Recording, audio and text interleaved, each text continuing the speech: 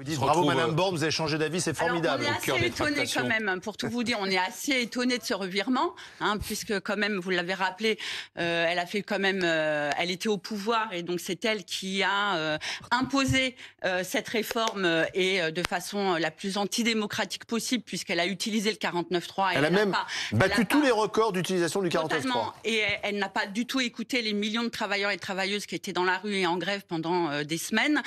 Donc on est assez étonné, mais il paraît qu'il y a que les imbéciles qui changent pas d'avis. Donc voilà, nous on est la plutôt... suspension, vous acceptez? Alors nous on n'en est pas à la suspension, nous on en est aux actes et plutôt, comme vous le savez, on a lancé un ultimatum via l'intersyndical interprofessionnel et l'une de nos revendications, c'était pas la suspension, mais l'abandon.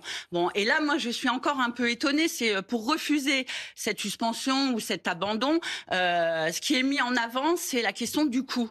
Mais à chaque fois qu'il y a une avancée sociale pour la majorité des travailleurs et travailleuses dans ce pays, on nous parle de coûts.